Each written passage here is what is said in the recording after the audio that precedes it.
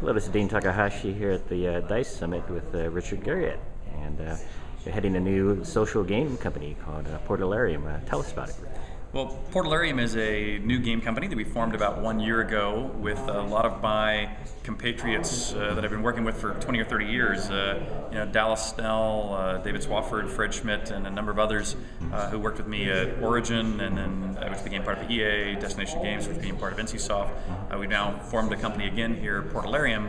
You talked about it for the first time at DICE last year. That's right. We just announced its existence last year at DICE, and we believe we're starting in the third grand era of games. Solo player games for Origin, massively multiplayer games for Destination Games / NCSoft, and now Portalarium for this social and casual space. That each of these, the industry has grown about 10x each time. So for Portalarium anyway, we've in this last year we've spent most of our efforts building the backbone of our infrastructure that allows players to stay in constant contact with each other and see data streams be messaged by games that they're in, even when their friends are in different games from each other.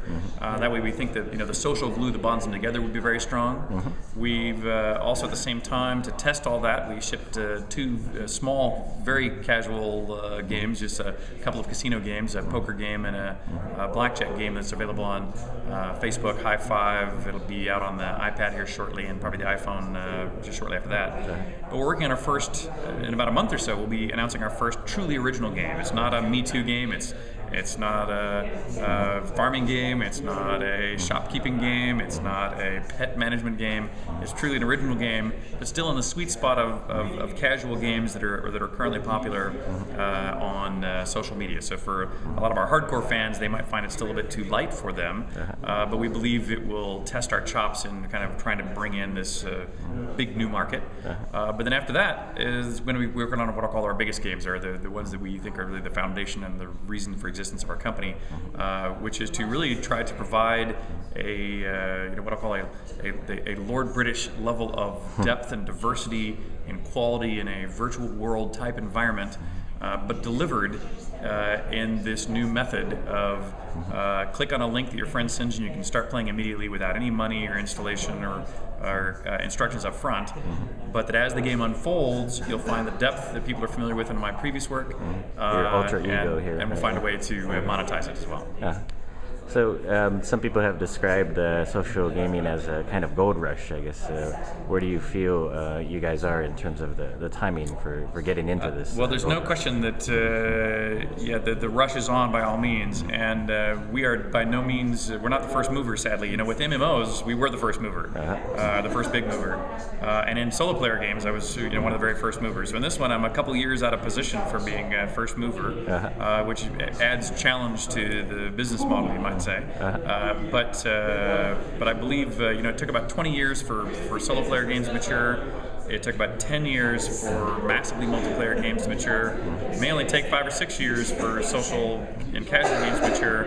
I think we're 2 or 3 years into that. So I think, for those of us both as gamers and as developers, if you haven't already started looking at this space, 2 years ago everybody was completely poo-pooing this space. I think people now are finally getting it.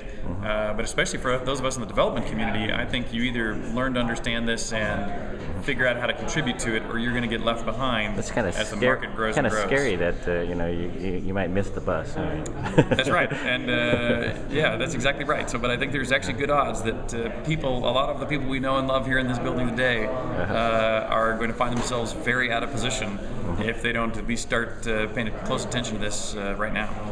Cool.